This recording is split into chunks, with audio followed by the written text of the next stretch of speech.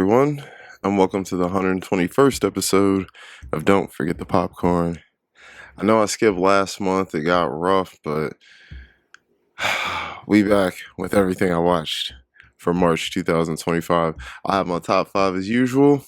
Watched a good amount of stuff, so like and subscribe, follow me on Letterboxd, it's linked below, and let's get into everything I watched in March. Shoot the Piano Player, 1960, directed by Francois Truffaut. This was a pretty good film. It's about a guy, a piano player, whose brothers are all criminals, and these guys are trying to get to them through him. So through a bunch of crazy events, his life gets turned upside down through the acts of his brother. Pretty good film, old French movie, new wave. Ending was crazy. I had a great time with it. I would suggest this to, anyone who's into old cinema, old foreign cinema. So I'm going to give Shoot the Piano Player an 8.7 out of 10. Doom Generation, 1995, directed by Greg Araki. Now, the Doom Generation, it's in the trilogy of Greg Araki. I believe it's his first 3 movies. It's Nowhere, Totally Fucked Up, and this one here. I watched Nowhere a while ago, and I did not like that movie. But this movie I did like. The Doom Generation is about 3 young adults who go on kind of a crime road trip and find a lot out about each other and themselves. It's pretty crazy the way it ends, but it's a fun time. Crazy 90s movie, lots of style. I mean, super low budget, but super art house, but super fun. This movie, I think, it should get more credit than it deserves for the influence it left. But I can only suggest this to art house fans, LGBT fans, because this one isn't for everybody. But a good young Rose McGowan performance. But I'm going to give Doom Generation an 8.7 out of 10. Rumblefish, 1983, directed by Francis Ford Coppola. Adapted from the novel, Rumblefish is about a young man who is trying to live up to his brother's reputation, and he just will never do that. Matt Dillon star film, and we get a great performance from a young Mickey Rourke playing the brother. I had a great time with this movie. It's an old, greaser style black and white 60s movies. Came out the same year as The Outsider, so Ford Coppola, man, he was working in the 80s, so it's kind of crazy. But I did have a good time with this movie. If you're a Coppola fan, an Outsiders fan, I would suggest this to you. I'm going to give Rumblefish an 8.2 out of 10. The Edge, 1997, directed by Lee Tamahori. The Edge, Anthony Hopkins, Alec Baldwin, 2 great actors, 2 dudes I love. This movie, it was decent. Like I say all the time, it's a 90s movie. And I mean, I could truly just leave it at that. But it's an adventure thriller film. Anthony Hopkins and Alec Baldwin, they end up lost in the woods on this trip, and they got to survive bear attacks and weather and environment and all this stuff. And, there's some stuff going on in the background, but, it's a fun little time. Is it the best movie? No. But if you like 90s movies, you'll probably like it. I'm going to give The Edge a 6.7 out of 10. Ride the High Country, 1962, directed by Sam Peckinpah. Now, Ride the High Country was a great film. I liked it. Sam Peckinpah, he's made some good westerns. I mean, most notably The Wild Bunch, and Bring Me the Head of Alfredo Garcia.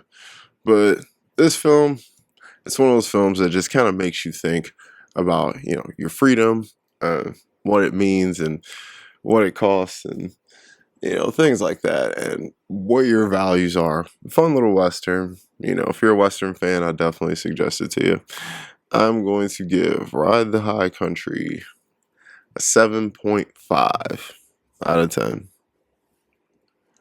A Thousand Faces, 2024, directed by Elton Loud. All right, so this movie, I was actually asked to review it by the director himself. And so I was thrilled. I was like, sure, I'll watch your movie and see what's up. I love watching debuts and new things and young, fresh talent. And I must say, this was not it. A Thousand Faces is about two people who meet in a bar. And they have a one night stand, but they're forced into the house of the girl because there's some stuff going on outside. And they kind of spend the time getting to know each other. This was not a good film. I don't have many good things to say about it outside the cinematography, and yeah, that's the main thing. But I am gonna suggest this to you because this is a up and comer. This isn't a studio picture, so support up and coming artists. Check it out. It's free on Tubi.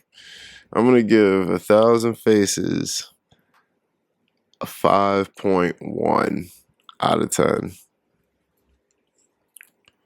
Logan Lucky, 2017, directed by Steven Soderbergh. Like they said in the movie, it's Ocean 7-Eleven. This movie is literally like a redneck white trash Ocean's 11. It's freaking hilarious. You got Channing Tatum, Adam Driver, Daniel Craig playing a great role. You get a funny performance from a young Jack Quaid. This movie was great. Literally, it's Ocean's 11, but in middle America mode. I would highly suggest this to you if you're into crime heist movies. It's great. I'm gonna give Logan Lucky an 8.4 out of 10. Empire Records, 1995, directed by Alan Moyle. Now, Empire Records is a movie that I do appreciate because of its nostalgia.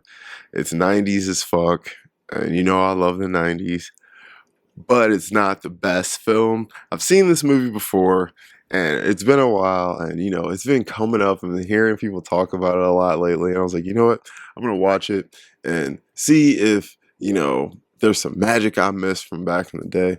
And I'm sorry, there isn't, but there is a lot to love. It's a decent time. If you're a '90s fan, definitely watch Empire Records. And you got a lot of great young performers in here. You got young Liv Tyler looking beautiful as ever. Young Renee Zellweger.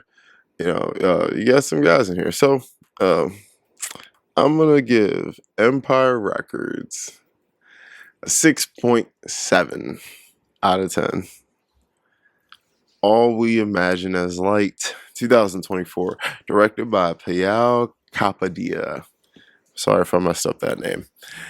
This was one of the big international features last year, and a lot of people wanted this to be nominated for international feature this year at the Oscars. And although I did like this film, I do not think it was up to that standard.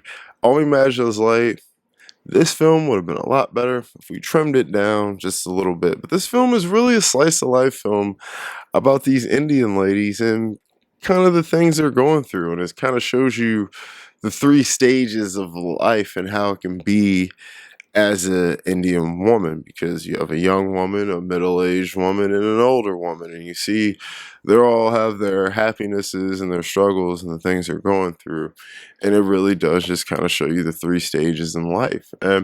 But I did think it was a very good film. It just needed to be cut a little bit for time. There was some slow moments, but I would highly recommend this film. So I'm going to give All We Imagine as Light an 8.1 out of 10. Chilly Scenes of Winter, 1979, directed by Joan Micklin Silver. This movie here, man, I did enjoy this film. This film is about a guy who gets very unhealthy obsession with a married woman that he works with. And man, we just watched this guy kind of spiral out of control with this love he has. But I do think it wraps up brilliantly. I had a good time with it. I love 70s relationship dramas. They just hit different. Um, if you're into those kind of movies, absolutely would suggest this. I'm gonna give Chilly Scenes of Winter a 7.8 out of 10. Primitive Wildfire, 2024, directed by Alan Hannon and Eric Iwakawa. This is a skate video. I won't keep you long. It's just a 24-minute video from Paul Rodriguez's team, Primitive, sorry, and Wildfire is fucking great. I just got to give a shout out to Amu Yamazuki. The first part in that video, that kid is insane. So much style, so much flavor. I gotta give Primitive Wildfire a 9.3. Now that's a skate video, not a regular movie, but if you're a skater, definitely check it out. All right. Last Summer, 2023, directed by Catherine Breillat. It's a French movie. This movie here, man, it left me very conflicted because on one hand, I thoroughly enjoyed this movie, and on the other hand, it really pissed me off and it made me just like shake my head at times. This movie's about a lawyer, a middle-aged lawyer. I think she's probably supposed to be around 50 or so, who's ends up having an affair with her stepson. And as brilliant as I think a lot of it was, there's so much that was like really, because the encounters, man, it feels like something you watch on the hub. Let's keep it real. It feels like some stepmom son crap you see on the internet. But I must say, the emotional levels of it are touching and it does go there. So I did have a good time. If you're into, scandalous ass taboo movies, this is definitely it for you. I'm going to give Last Summer an 8 out of 10. PJ Ladd's Wonderful Horrible Life, 2002, directed by Dave Corden. Another skate video. I won't keep you long with this. All I'm going to say is PJ Ladd, Ryan Gallant as young guys. These parts, they could win Skater of the Year today. And you get Jeremy Rogers in here and Alexis Sabone. There's like pretty much everybody in this video had a nice career. So if you're a skate fan and you haven't seen this, definitely check it. I'm gonna give Wonderful Horrible Life a 9.3. All right, Kimmy, 2022, directed by Steven Soderbergh. I didn't realize how many Soderbergh films I watched this month. This film, it was fun. I had a good time with it. It's basically a modern day Rear Window where the lead does leave the house. It's about a young lady who, what Kimmy's kind of like an Alexa type of device. And what our lead does, Zoe Kravitz, by the way, who's excellent in this film, she listens in on the questions that people ask Kimmy, and she tries to correct them. So if Kimmy doesn't know the answer, she'll try and fill it in so she can, improve her for the future. And she hears something on one and basically figures out some crimes went on. She tries to solve it. And the ending really makes it all worth it for me. I had a great time with it. Is it the best movie? No, but it was fun. If you're a thriller fan, I would suggest this to you. I'm going to give Kimmy 7.7 out of 10. Revolutionary Road, 2008, directed by Sam Mendes. Leonardo and Kate Winslet. How can you go wrong? Two of the best, and they always work well together. Man, this movie hit me hard, man. This is one of those relationship movies where you can see both sides so clearly, and it just makes it so much harder to watch it because it's like, man, you just don't even know what's going to happen. You don't even know what you want to happen. And Leo and Kate give dynamite performances in this. this film really is just about a relationship and how one person wants one thing and one person wants the other, and how that can affect a marriage. If you haven't seen this, it's a must watch. I'm going to give Revolutionary Road an 8.4 out of 10. Road to El Dorado, 2000, directed by a whole lot of dudes. Road to El Dorado, fun little animated movie. I'm pretty sure it's DreamWorks.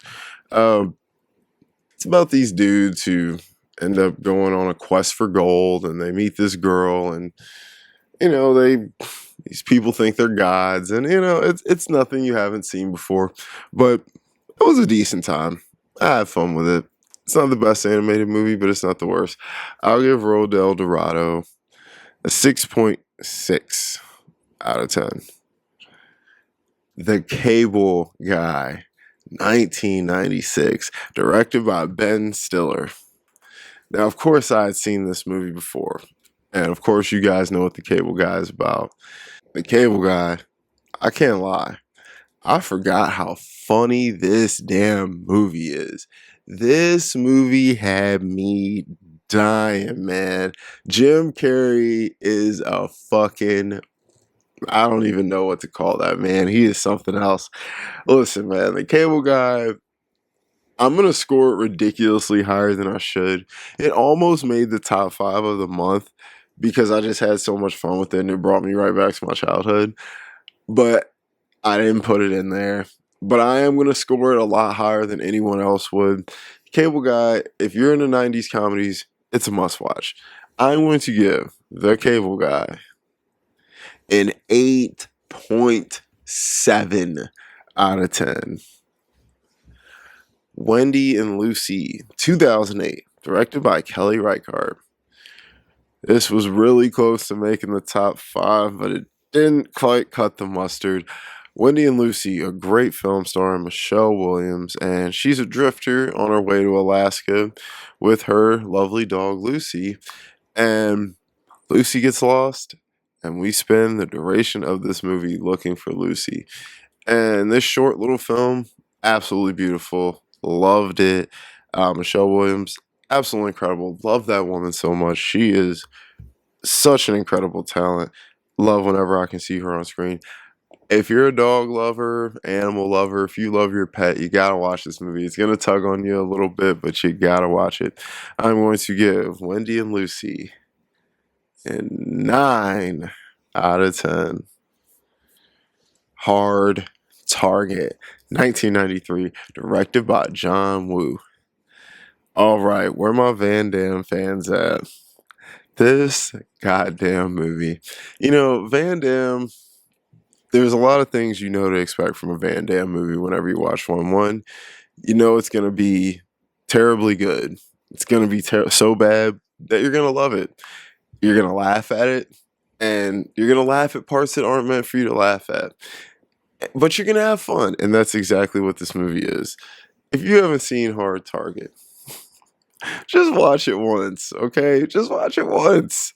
I'm going to give Hard Target a 6.5 out of 10. Do Revenge, 2022, directed by Jennifer Caitlin Robinson. Okay, this was the shocker of the month, probably. This movie, it's been on my list for a while, and I was like, eh. And I said, fuck it, I'm gonna just watch it. And god damn it, I'm so glad I finally did. I absolutely love this movie. It's an ode to the 90s. It's an ode to the 90s high school clique movies. This movie, it's got a bunch of fun twists and turns. The characters are great. I want to give a shout out to the lead, Camille Mendes. She was awesome, man. I loved her in this movie. Do Revenge is a high school movie. It's about these two girls who are plotting revenge on certain people who have wronged them in school. And I'm going to just leave it at that. This is a Netflix movie, so if you haven't seen this, watch it on there. It's a fun time. I'm going to give Do Revenge an 8.5 out of 10. We got our first top 5 of the month, and I know it came late. Jean de Florette, 1986, directed by Claude Berry. All right, this film, it's been on my list a while. Another one I just kind of just kept skipping over. Damn it, I'm glad I finally watched it, man. Something about films about water, man. They just hit different. Jean de Florette is a part one, actually. And it's about these two guys who are trying to get this land from a guy in their village because the land has water on it that they want to take advantage of. Problem is, the guy doesn't know the water. He knows the water is there, but he's not sure how to get to it. But these guys do. So they watch him fail, fail, fail until they can capitalize. And I'm going to leave it at that because this movie is very layered, very detailed, very beautiful. Absolutely loved it. And I'm going to give Jean de Florette a perfect 10. Next month, we'll talk about the sequel. All right. The Black Cauldron, 1985, directed by Ted Barman and Richard Rich. Richie Rich. All right. The Black Cauldron. 80s Disney, old school. They just don't make them like this anymore. This is a weird, dark movie where a pig kind of guides these kids into defeating evil. It's a trippy movie, man. It's a weird one, but it's a fun time. I wish Disney still made movies like this. If you're a dark fan of dark animation, I would check this out. I'm going to give The Black Cauldron 7.4 out of 10.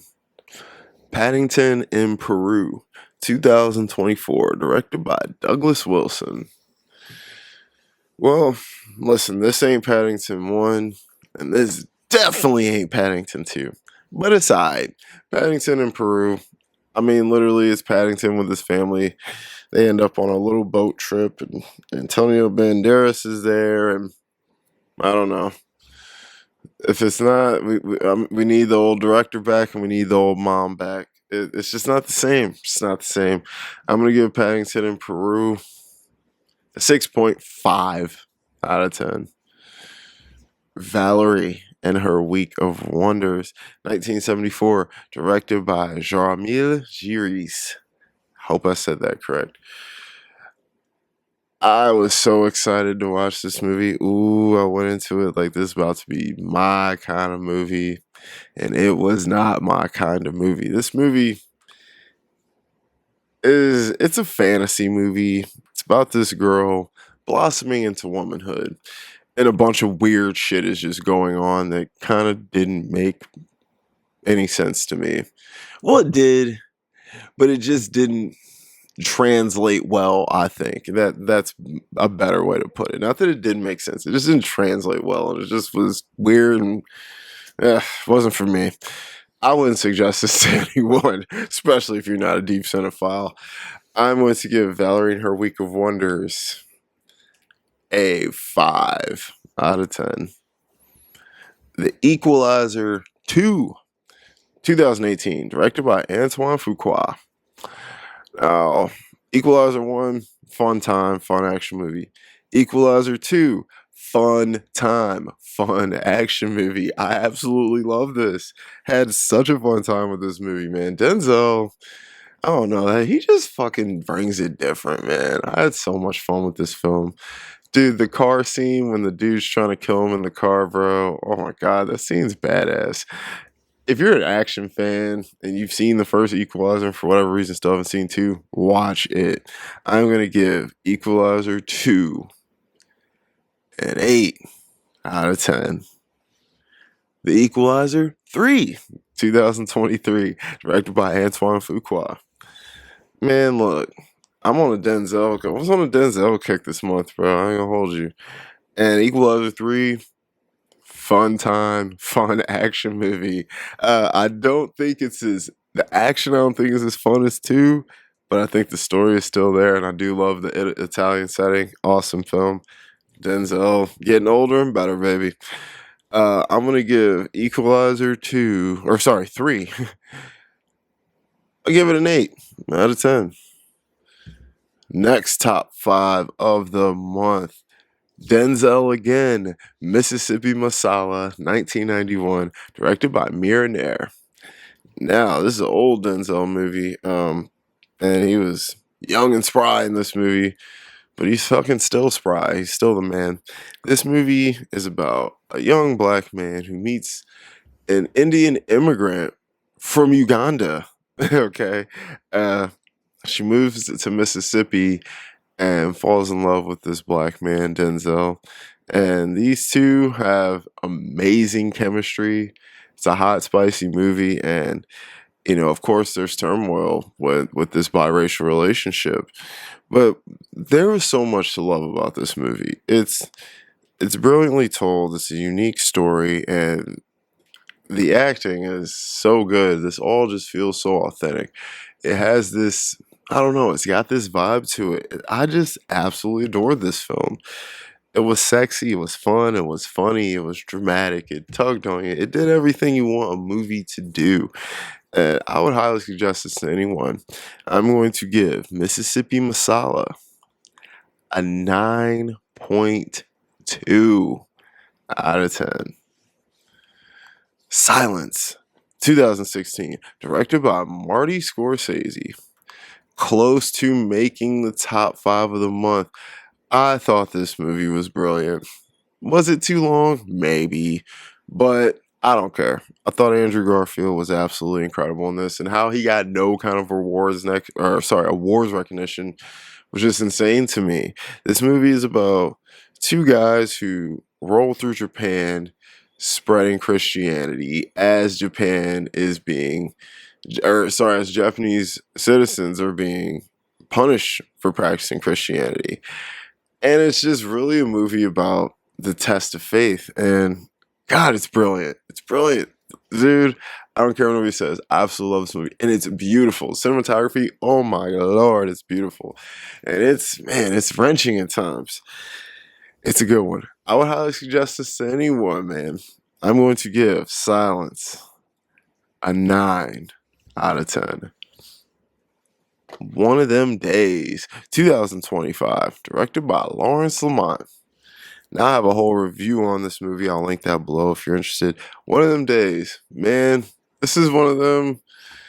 It brings me right back to the 90s, and it's a funny, good hood black movie that we've been missing, man. We haven't gotten any really good black films like this in a while. They're just pure comedy, purely there for fun. Doesn't have to have this message of prestige to it. It can just be something funny that we can just escape for a while with. Keke Palmer, SZA, you ladies brought it in this. This movie is funny as hell. I just put it on Netflix, so if you haven't seen it, absolutely go and watch this. I had a great time with it. I'm going to give One of Them Days, just give it what I gave it in my review, an 8.3 out of 10.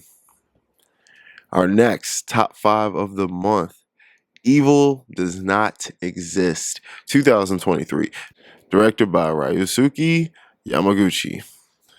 I like this director. This director always brings it.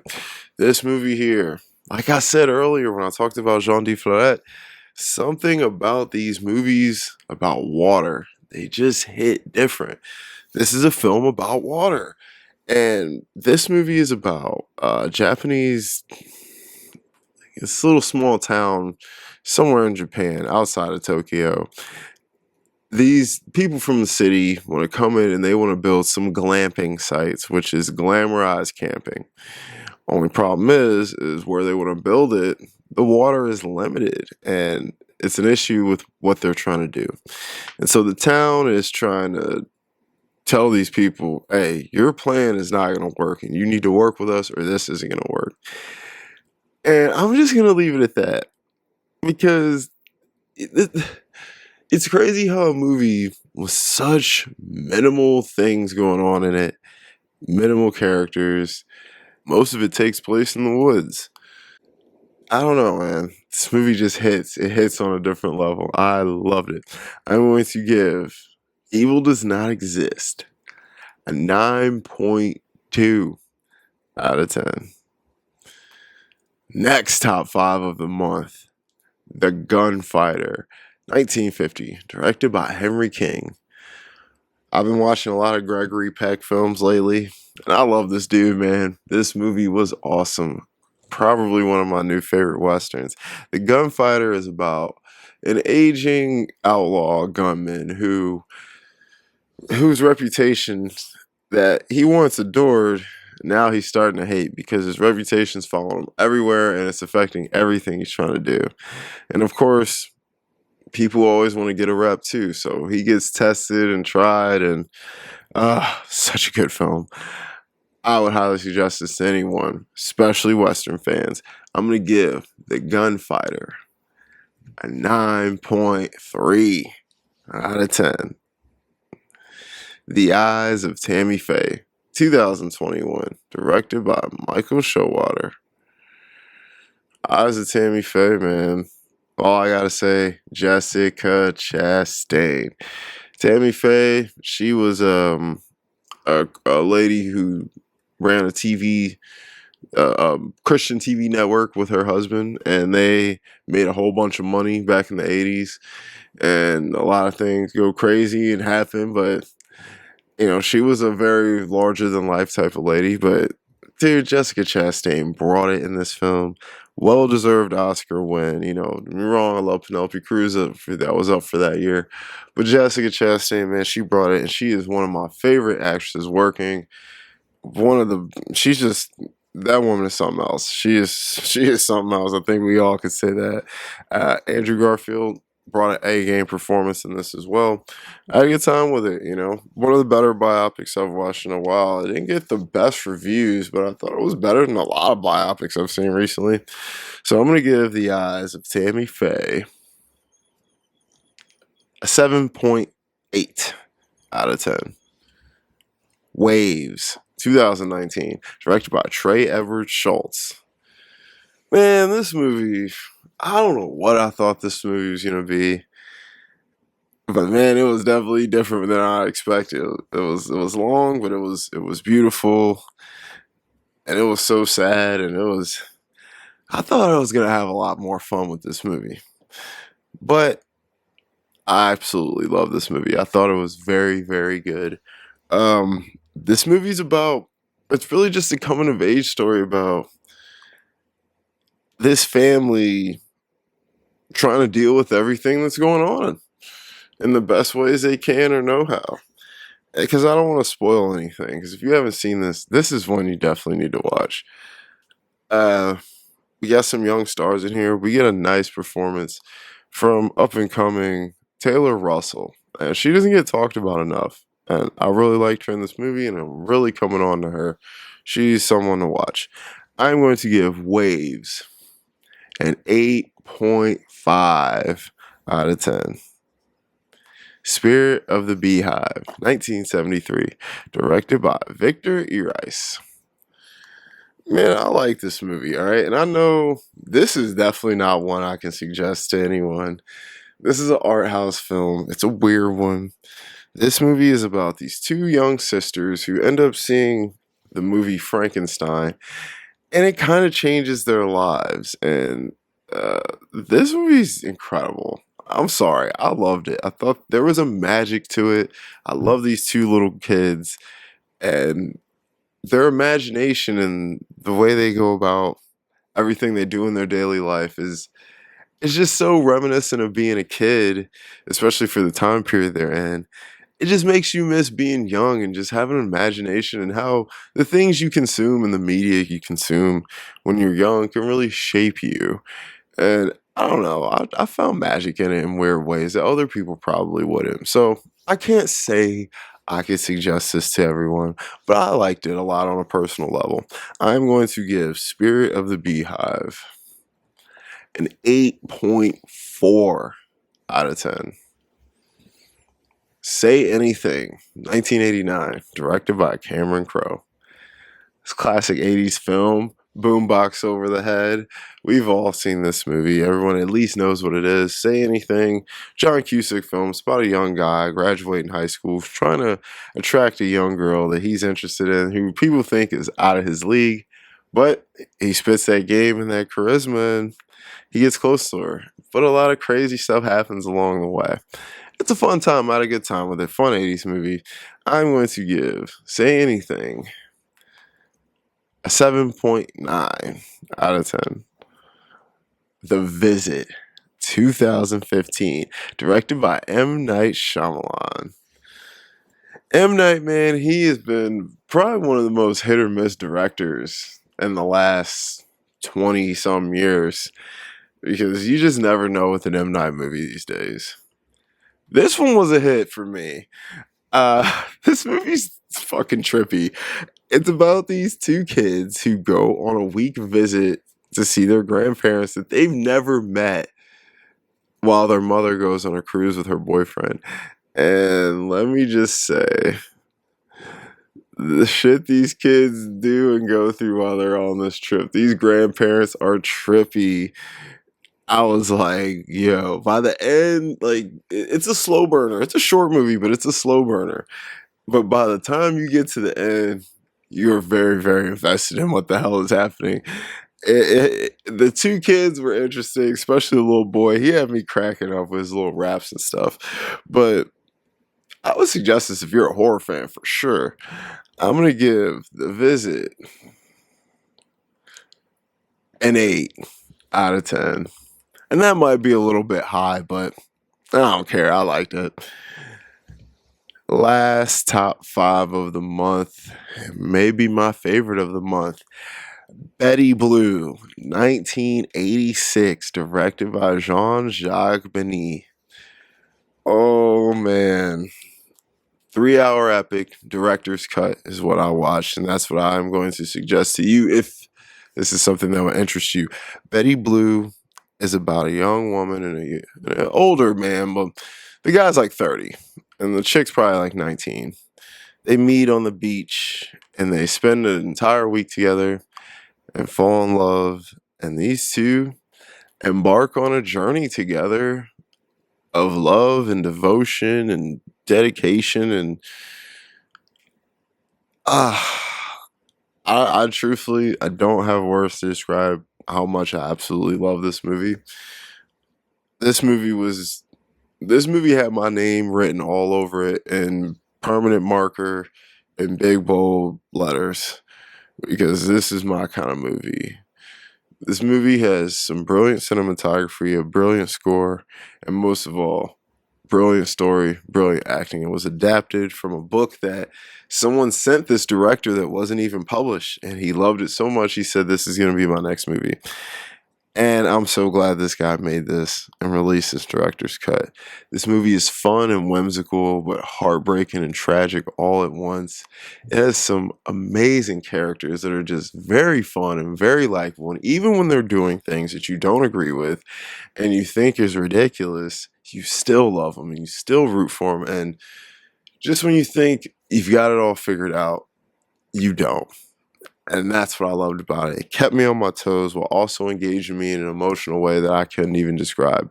This is one of those movies I just got lost in, and I cannot wait to sit back and burn another 3 hours watching it. If you are a French, it's hard to suggest this movie to you, but I loved it so much. I'm going to suggest this to romance fans, okay? It's long. Pour you up one, roll you up one, whatever it is you do, but check it out. I'm going to give Betty Blue a perfect 10. And last and absolutely least, Borderlands 2024, directed by a guy like Eli Roth. Eli. I was hoping everyone was wrong, and I put this movie off for months and months and months, and they weren't wrong. This was bad, man. This was bad. You got this great cast. You got Kate Blanchett, literally who I think is like the best working actress right now. You have Kate Blanchett, Kevin Hart. No matter how you feel about Kevin Hart's funny. You got Jamie Lee Curtis, dude. You got some heavy hitters here. Gina Gershon, underused in this. Yeah, brilliant cast. And this movie just fell flat on its fucking face in a whole bunch of ways. I played a little bit of the video games back in the day. I think I got the Handsome collection. I played a little bit of it. It's a fun game. This movie did not have the feel of the game at all. The CG was horrible. The funniest character was a stupid little robot. And I don't know, man. Nothing worked. Most of the characters were annoying. They were all underdeveloped. There was just, I don't know, just felt like it was thrown together. Couldn't suggest this to you. Do not waste your time. I'm going to give Borderlands a 4.7 out of 10. Guys, thank you so much for watching my Everything I Watched in March. Let me know if there's a film or topic you want me to review. If you made it to the end, then you must have had a decent time. So like and subscribe. It helps me out. I'm trying to hit 700 subs by the end of spring. Follow me on Letterboxd, Ralph Vader. I'll link that below. I got a podcast with my buddy, The Cutting Room Floor. I'll link that below for more movie content. I'll be back next week. Don't forget the popcorn.